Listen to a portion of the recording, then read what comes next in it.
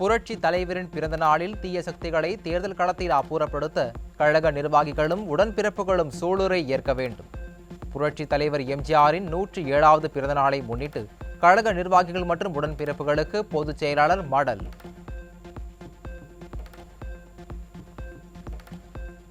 தன் உழைப்பு, ஆற்றல் மற்றும் விடாமுயற்சியால் வறுமையில் இருந்து மீண்டு யாரும் தொடாத புகழின் உச்சத்தை தொட்டவர் புரட்சி தலைவர். மக்கள் வறுமையை களைய வேண்டும் என அரசியல் களம் புகுந்து அதிலும் வென்று காட்டியவர் புரட்சி தலைவர் என்றும் கழக பொதுச் செயலாளர் எடப்பாடி கே பழனிசாமி பெருமிதம்.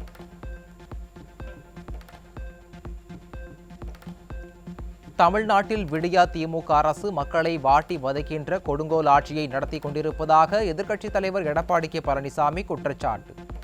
விடியா திமுக அரசின் கொடுங்கோன்மைக்கு முற்றுப்புள்ளி வைப்பதற்கான நாள் நெருங்குவதாகவும் தமிழக மக்கள் தேர்தல் களத்தில் அதிமுகவுக்கு மகத்தான வெற்றியை தருவார்கள் எனவும் நம்பிக்கை. தை 2ஆம் நாளில் அனல் பறந்த பாலமேடு ஜல்லிக்கட்டு போட்டி. வாடிவாசலில் காளைகளுடன் மல்லு கட்டிய காளையர்கள்.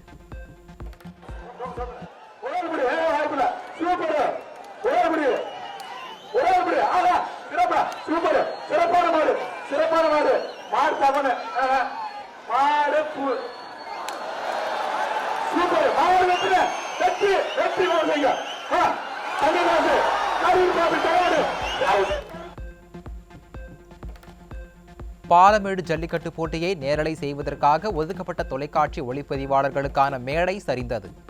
மேடையை முறையாக அமைத்து தரவில்லை என ஒளிப்பதிவாளர்கள் குற்றச்சாட்டு. தமிழகம் முழுவதும் மாட்டுப் பொங்கல் கோலாகலமாக கொண்டாட்டம். கோசாலைகளில் பொங்கல் வைத்தும் மாடுகளுக்கு காய்கறி, கீரை உள்ளிட்டவற்றை கொடுத்து மகிழ்ந்த மக்கள்.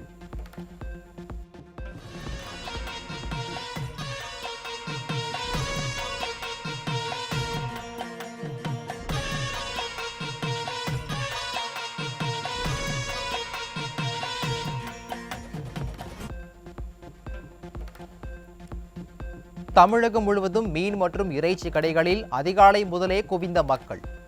ஆட்டுக்கறி கிலோ 1000 ரூபாய்க்கும் 1 கிலோ வஞ்சிரம் 750 ரூபாய்க்கும் விற்பனை. சிவகங்கை நகராட்சி நிர்வாகத்தின் அலட்சியத்தால் பெண் பணியாளரின் கை சேதமடைந்த சோகம். குப்பை தரம் பிரிக்கும் இயந்திரத்தில் சிக்கி படுகாயமடைந்த பெண் மருத்துவமனையில் அனுமதி.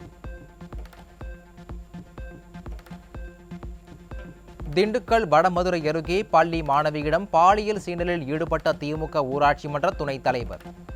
கையும் களவுமாக சிக்கியவரை கட்டி வைத்து தர்ம அடி கொடுத்த பொதுமக்கள். தனியார் சர்க்கரை ஆலை நிர்வாகம் நிலுவைத் தொகையை வழங்க வலியுறுத்தி கருப்பு கொடி ஏந்தி சுடுகாட்டில் கரும்பு விவசாயிகள் போராட்டம். ஓட்டு போட்ட பாவத்துக்காக பொங்கல் திருநாளிலும் விடிய அரசு சுடுகாட்டில் நிற்க வைத்து விட்டதாக வேதனை.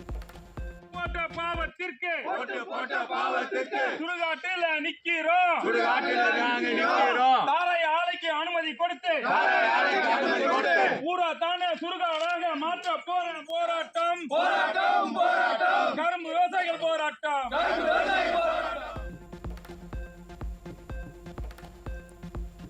சென்னை கோயம்பேடு வணிக வளாகத்தில் உள்ள வாகன நிறுத்தும் இடத்தில் மருத்துவமனை கட்ட விடியா திமுக அரசு திட்டம். வாழ்வாதாரம் கடுமையாக பாதிக்கும் என வியாபாரிகள், விவசாயிகள் வேதனை.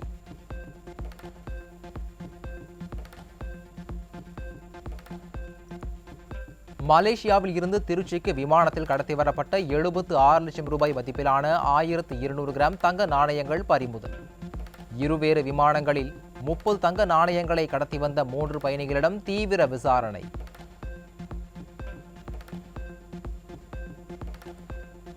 அரியலூர் மாவட்டம் கீழப்பழுவூர் அருகே டாஸ்மாக் கடையின் பூட்டை உடைத்து 2 லட்சம் ரூபாய் மதிப்பிலான மது பாட்டில்கள் கொள்ளை.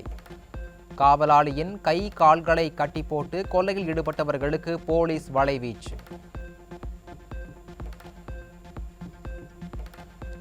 கடும் பனிமூட்டம் காரணமாக ராமநாதபுரத்தில் மிளகாய் விவசாயம் பாதிப்பு. செடியிலே மிளகாய்கள் அழுகியதால் கடும் இழப்பு ஏற்பட்டுள்ளதாக விவசாயிகள் கவலை.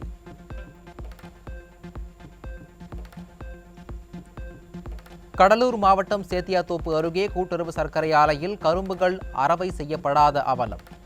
பல நாட்களாக காத்திருக்க வைத்ததோடு வேறு ஆலைகளுக்கு செல்லுமாறு கூறியதால் விவசாயிகள் அதிர்ச்சி.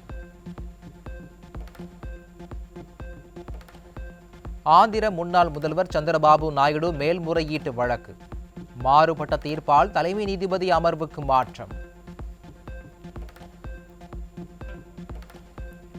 பஞ்சாப், ஹரியானா, ராஜஸ்தான் உள்ளிட்ட வட மாநிலங்களில் நிலவி வரும் தொடர் பனிப்பொழிவால் மக்கள் கடும் அவதி. டெல்லியில் பனிமூட்டம் காரணமாக விமான சேவை பாதிக்கப்பட்டுள்ளதால் பயணிகள் கடும் அவதி.